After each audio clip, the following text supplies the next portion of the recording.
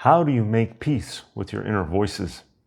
In part one, we uncovered why it's so normal and so useful to find yourself talking to yourself, debating, doubting, and even battling your own inner voices. You learn there's a whole committee inside, built from your biological drives and shaped by the echoes of relationships past. But now comes the question that matters most. How do you actually work with these voices? Not just understand them, but transform your inner world from a war zone into a functioning team. In our brief video today, you'll learn step-by-step strategies to recognize, engage, and integrate your inner parts so you can find more clarity, confidence, and peace of mind in daily life. These are the same core skills behind real psychological growth, resilience, and self-mastery. Hey everyone, I'm Henry, and you're watching Day 69 on my channel, Henry's Millions, where I dive deep into psychology, philosophy, and neuroscience, helping you explore and master the forces that shape your life. All right, the first step, let's identify your inner voices. So the basics, as we've been discussing, if your mind is a meeting room, who's sitting at the table? So we want to notice the parts here. The next time you're in an emotional storm, pause and ask, who's speaking right now? Maybe it's a harsh inner critic, a discouraged child, a protector set on keeping you safe, or a perfectionist demanding more. So these voices can appear as thoughts, inner speech, feelings, or even images. So they're don't have to be just voices. They can be feelings or just different thoughts or images. So name them. Giving these parts names or simple labels actually helps. For example, inner critic, worrier, procrastinator, cheerleader, inner child.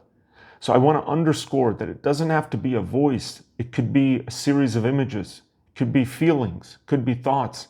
Pay attention to all of those because it's not just you, one whole, one entity, oneself. It's a number of different parts here trying to accomplish a goal. So naming the parts doesn't make you strange. It lets you notice when old patterns are taking over, not your conscious self. So where did they come from? Every voice has a story. The critic, the comfort seeker, the dreamer, they all emerged to serve or protect you, often long before you had words for what you needed. Drives. Some voices are rooted in primal motivations like hunger, comfort, achievement, safety, and then internalized relationships. So others are echoes of powerful people in your past, maybe a parent's encouragement, a teacher's warning, a friend's laughter. So over time, their words and emotional tones become internal objects. So as an exercise later for yourself, think of a repeated self-talk phrase that gets you stuck. Again, it could be a thought, a feeling, or whatever, that gets you stuck. Ask, who first said this to me? Whose approval, warning, or story does this sound like? Sometimes you'll find these inner messages started as survival skills in childhood, or were learned to fit in. So be compassionate with yourself. These voices are not trying to harm you. They were in their own way trying to help you. So recognizing the origin is the first step to updating the script. And we want to listen with compassion here. It's important. I know this is a soft word for you men listening, but it's important to do that because most of us try to silence our bad voices, ignore the critic, scold the procrastinator, overpower the anxiety. But here's the surprising truth. Suppression rarely works. What you resist persists. This old adage, it's working here. Compassionate listening. So this is where you have an open, more kinder dialogue with yourself. When a negative or disruptive inner voice appears, ask a few questions. What are you afraid would happen if I don't listen to you? What are you trying to protect me from? What do you want from me right now? So often the critic is afraid you'll fail or be rejected. The worrier may have learned long ago scanning for dangers was crucial. Even avoidance can be an outdated way of seeking safety. So a sample dialogue is like the critic saying, "You'll embarrass yourself if you try." And then you say, "Thanks for wanting me to avoid pain. Can we find a more supportive way to keep me safe?" So this isn't about giving in to every part, but honoring the intention behind it. Even misguided voices can soften when heard instead of fought. So let's validate and negotiate here.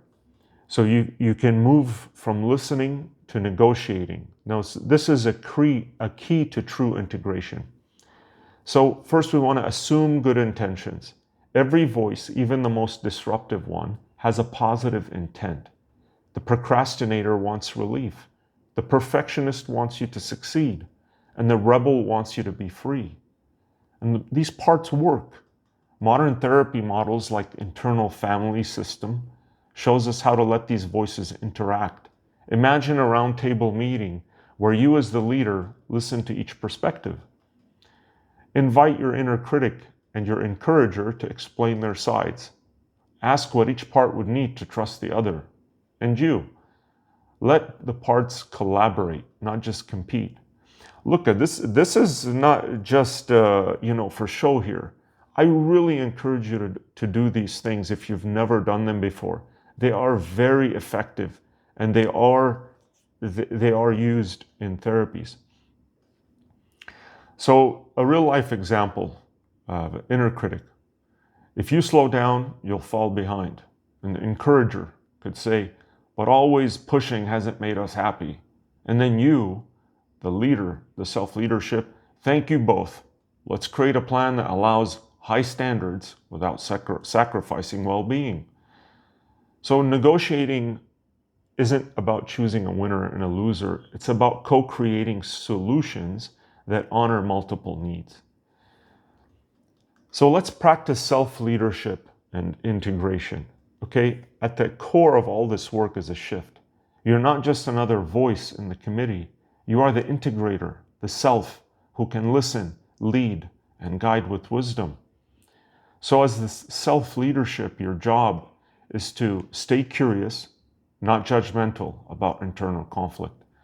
Hold space for many feelings and motivations at once.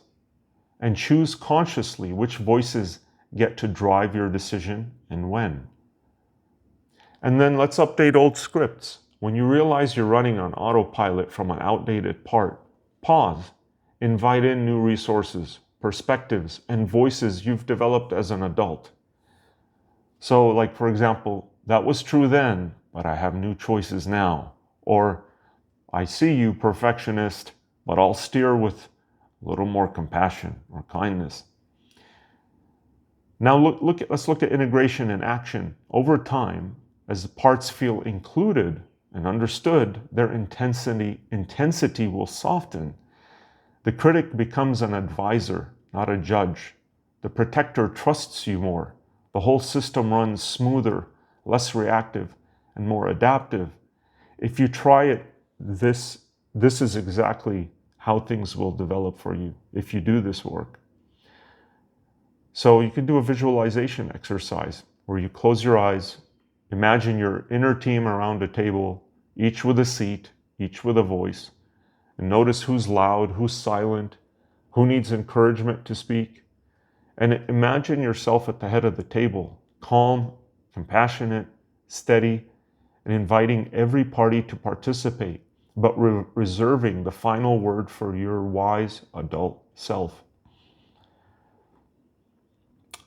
So what does peace with your inner voices look and feel like? So number one, more clarity. Decisions will feel less like endless ping pong matches and more like considered choices. And less sabotage. Some of us know what self-sabotage looks and feels like, where the old self-defeating habits lose their grip. Well, when you do this work, these old self-defeating habits will lose their grip because their underlying fears are heard. And kinder self-talk. Your baseline voice is understanding, not punishing, where mistakes become a chance for learning, not triggers for shame. That's important. So the integration is never a finished project. There's new situations, stressors, or relationships, and they may awaken dormant parts in you. And that's okay, but see it as a signal to check in, not as a step backward. You might want to, just a few tips, to journal about recurring inner dialogues, if this is a challenge for you, and share your experiences with people you trust. And you might want to practice meditation or body scans to notice subtle voices and feelings. So hopefully you now have a little bit better idea of the tools you'll need to transform your internal world from a battleground into a collaborative team. And remember that every inner voice carries wisdom, even if it's wrapped in fear. And you as the conscious leader can listen, include, and integrate them all. So this week, challenge yourself, notice your self-talk. Pause when the conflict arises.